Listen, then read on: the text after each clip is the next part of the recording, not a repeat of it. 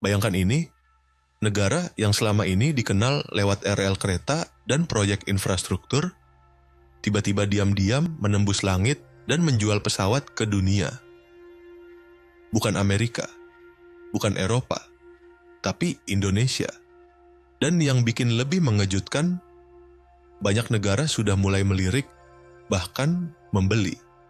ASEAN bisa jadi belum sepenuhnya siap dengan perubahan ini. Jadi pertanyaannya, bagaimana Indonesia bisa sampai di titik ini? Dan apakah ini awal dari kekuatan baru di industri dirgantara global? Kalau kamu pikir Indonesia cuma soal infrastruktur darat, kamu mungkin akan kaget setelah ini. Selama bertahun-tahun, Indonesia dikenal sebagai negara berkembang yang fokus membangun jalan, pelabuhan, dan rel kereta. Semua itu memang penting. Tapi di balik itu, ada satu industri yang berkembang tanpa banyak sorotan. Industri dirgantara. Dan ini bukan sesuatu yang benar-benar baru. Indonesia sebenarnya sudah lama punya fondasi kuat di bidang ini. Semuanya bermula dari sosok visioner, B.J. Habibie.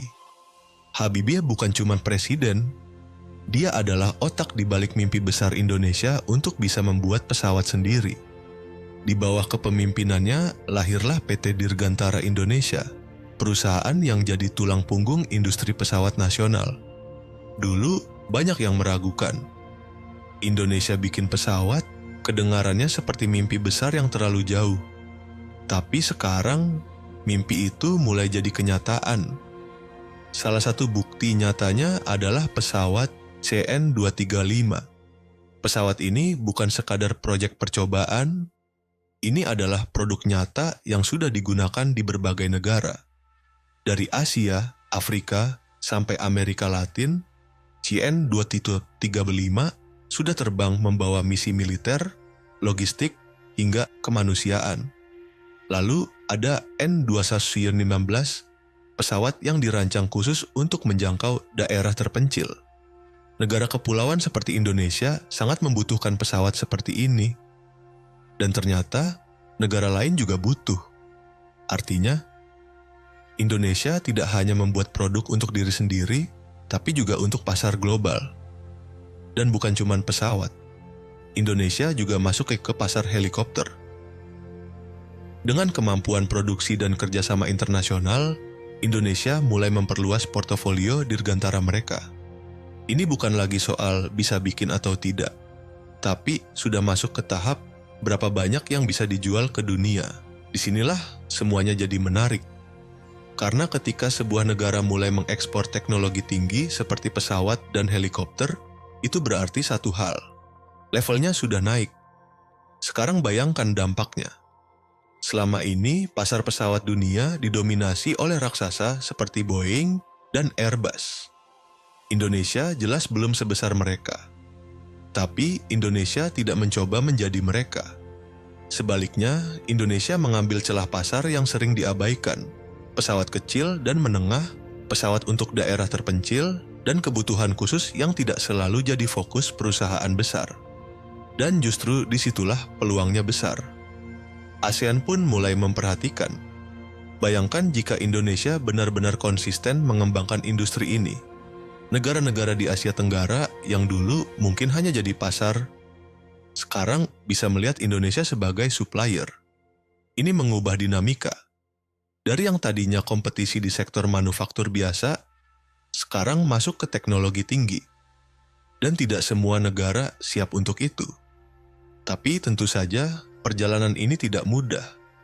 Industri dirgantara adalah salah satu industri paling kompleks di dunia. Butuh teknologi tinggi, standar keamanan ketat, dan investasi besar. Satu kesalahan kecil bisa berdampak besar. Itulah kenapa banyak negara bahkan tidak berani masuk ke industri ini.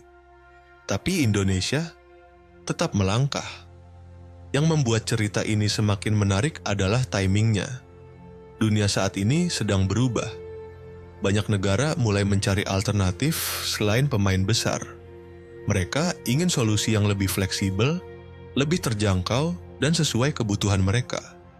Dan disinilah Indonesia masuk. Dengan produk yang lebih niche tapi relevan, Indonesia punya peluang untuk jadi pemain penting, bukan terbesar tapi sangat dibutuhkan. Sekarang pertanyaannya kembali ke kamu, apakah ini hanya tren sementara? Atau ini benar-benar awal dari kebangkitan besar industri dirgantara Indonesia? Karena kalau melihat arahnya, ini baru permulaan. Yang jelas, satu hal sudah berubah. Indonesia bukan lagi hanya dikenal karena sumber daya alam atau infrastruktur darat. Sekarang, Indonesia mulai dikenal karena kemampuannya menembus langit. Dan mungkin, di masa depan ketika kamu melihat pesawat terbang melintasi langit, ada kemungkinan itu dibuat oleh Indonesia. Kalau kamu sampai di sini, berarti kamu sudah lihat gambaran besarnya. Dan jujur saja, ini baru sebagian kecil dari cerita. Kalau kamu suka konten seperti ini, yang membahas fakta mengejutkan, perkembangan teknologi, dan hal-hal yang jarang dibahas, pastikan kamu subscribe dan jangan ketinggalan video berikutnya. Karena siapa tahu, cerita besar berikutnya juga datang dari tempat yang tidak kamu duga.